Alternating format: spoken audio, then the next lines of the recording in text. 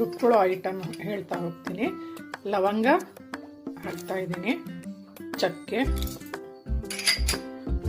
ಧನಿಯಾ powder, 1 ಇಂಚು ಶುಂಠಿ, ಒಂದು 5 ರಿಂದ 6 ಹಸಿಮೆಣಸಿನ್ಕಾಯಿ, ಕೊಬ್ಬರಿ, ಗೋಡಂಬಿ 2 ಮುಷ್ಟಿ, ಹಾಗೆ ಕೊತ್ತಂಬರಿ, ಪುದೀನ ಇದ್ರೆ ಕೊಡೋಣ, ನೈಸಾಗಿ ಪೇಸ್ಟ್ ಮಾಡ್ಕೊಳ್ಳೋಣ.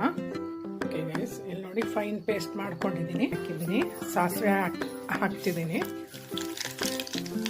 ಜೀರಿಗೆ ಸ್ವಲ್ಪ ಹಾಕ್ತಿದ್ದೀನಿ, 1 ಸ್ಪೂನ್ ಈರುಳ್ಳಿ ತೊಗೊಂಡಿದ್ದೀನಿ, ಸಣ್ಣದಾಗಿ ಹೆಚ್ಚಿಕೊಂಡಿದ್ದೀನಿ. ಈಗ ಕರಿಬೇಳೆ ಹಾಕ್ತಾ ಇದ್ದೀನಿ.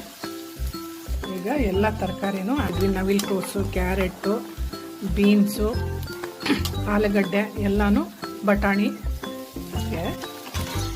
ನೀರು ಹಾಕ್ತಾ ಇದ್ದೀನಿ. ಹೇಳಿದ್ನಲ್ಲ ಕರೆಕ್ಟಾಗಿ ಇದು ಮೇಲೆ ಗೈಸ್. ಈಗ ಬೆಂದಿದೆ.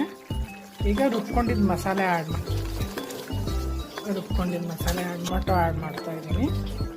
ಈಗ ಮತ್ತೊಂದು ರೈಸ್ 5 ರಿಂದ 10 ನಿಮಿಷ ಆಗಿದೆ, ಬೆಂದಿದೆ.